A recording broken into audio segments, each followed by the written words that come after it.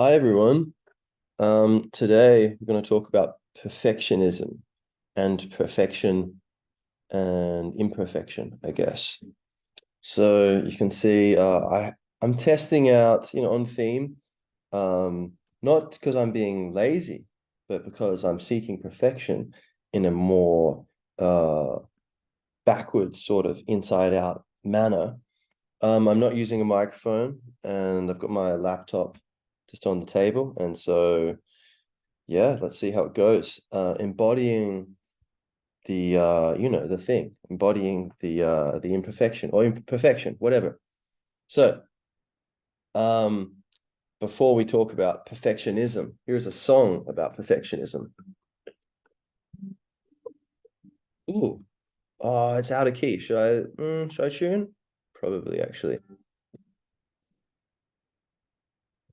Now, should I keep tuning? No, that would be too much. Even if it's not totally perfect. Even if it's not totally perfect, it's good enough. Perfectionism is less than perfect. It's more than enough. But when it comes to the day, and when you're finding those old instincts running wild, and you can't be denied, it's time to go on. It's time to stop. There's a balance and it's all self-contained. Oh, it's merrily on its way. Okay, so here's the thing. Um, what's the difference between perfection and perfectionism? So perfectionism is negative, right? Uh-huh, that's weird. Why is it, you know, how could what's perfect become, it's like you say, I don't know, what's a good ism? Are there any good isms? Capitalism, right? Helps people have laptops and podcasts and stuff. Um, so, what's wrong with that? Or maybe you're more into socialism, although I think that, there's a few problems probably. Compulsion. Anyway, let's stick to the the topic. So perfectionism being negative, but coming from because the thing is, uh, you can there's many things we can be doing simultaneously. Like right now, I'm wearing sunglasses, actually blue light blocking glasses, and I'm also talking. I'm also holding this little watch, right? But now these things can all get along. Okay, not the glasses, they don't actually fit in. But I can hold the watch and do the podcast.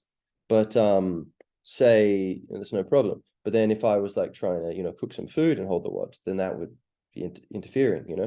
And so, like there's perfection in say I'm sometimes I have trouble with perfectionism. Like, so say I'm like typing up a letter to someone, or like an email.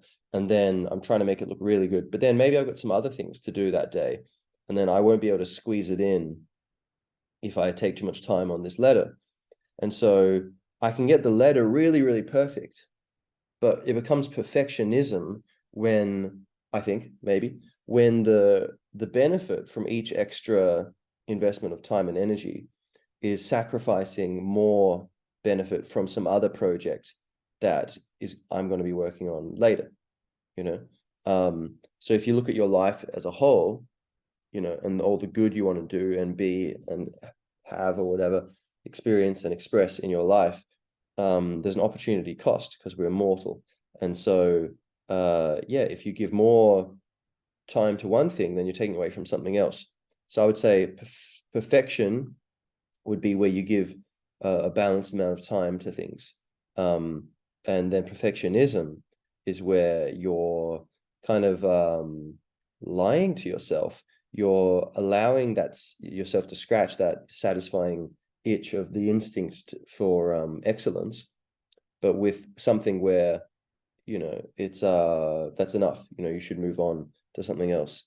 And yeah, and so then actually if you just accept, like, say, okay, maybe this is something I should probably embody myself, you know, but like say 80% quality, instead of trying to get, you know, 100%, just do things like 80% well, but do 20% more things. And then overall, you know, your to-do lists shrink, and you know, you or maybe you just get more, you know, you get more sleep or whatever. And yeah, seems like overall that would be more perfect, you know, higher levels of excellence. And then all right, so that's kind of perfectionism. And yeah, and also, you know, I guess if you're trying to be too perfect, you're trying to aim for 100%. Sometimes you actually make it worse, you know, it's like less is more kind of thing. Like by not being ready to just move on, sometimes you overdo it, like a movie that goes on too long. Like, ah, if it had just ended 20 minutes earlier, it would have been amazing. But then they had to drag it out, you know. So and then perfection versus, you know, just another comment on that would be like, you know, they say nothing's perfect, but, you know, yeah, nothing's perfect, but that is perfect, you know. So the fact that nothing is perfect, which is a paradox, of course, but like, so which is, you know, a seeming contradiction, although it's not actually. It's two levels of meaning intersecting, I guess. Paradox is like different levels of reality wrestling, mud wrestling specifically. And yeah, so wrestling for position within your field of consciousness. Now, so let's say I cook something and it's not totally perfect. It's like, well, let's say better, just us people, you know, we're not perfect, but we're perfectly imperfect, you know, like the ways in which we're not perfect, they can be lessons to ourselves and to others to grow, and growing's good. That's part of, imagine a universe where you couldn't grow, that would be less perfect, right? So flaws allow us the experience of growing and the experience of goodness and virtue by triumphing and developing and improving. So yeah, and just becoming aware of what needs to change. So the journey of consciousness and evolution. So that's, you know, it's perfectly imperfect. Or is it imperfectly perfect? You could say that too, perhaps, you know.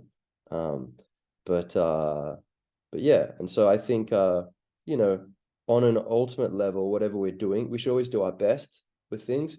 But you know, it's also like on the highest level, everything's already perfect anyway. Like whatever you do, that's just the universe, you know.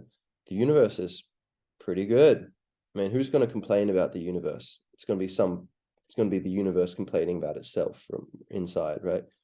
It's not like there's some other thing going on, some other show, you know. It's got the monopoly on shows, you know, the universe. It's the only thing happening. And so, you know, it could be like, oh, it's like someone inside a play being like, oh, what an awful play. It's like, oh no, that's just meta. They're breaking the fourth wall, you know. It's all the play. And the audience is in the play. It's crazy. Anyway, so yeah, I think and then here's the other crazy final thought here before we stray into perfectionism territory, is that when we embrace the fact of our imperfection and life's imperfection in general, that life isn't perfect and many bad things happen and seemingly unfair things happen and all that, opportunities are missed, things are wasted, and, you know, all this stuff. So when we embrace the fact, you go, okay, perfect. It's perfect that life, and including me and other people, is imperfect. Great, you embrace it. Then actually you make it more perfect. You the most perfect I and you and life in general can be comes through the embrace of first perfection and then the imperfection within that, So it's not just like, yeah, whatever, everything's fucked, let's just leave it. It's like, no, you're trying to pursue the greatest, the best, the most high, but you eventually you hit like a ceiling and you realize, so it's almost like perfection's a ladder, it gets you up to the ceiling, but then the key to the trapdoor is imperfection. You have to be willing to accept imperfection, and then you can get up into wherever we're talking about in this metaphor. Fill in the blank. So yeah, so embrace your own imperfection so as to unleash the perfection within. So on that note, happy today, everybody.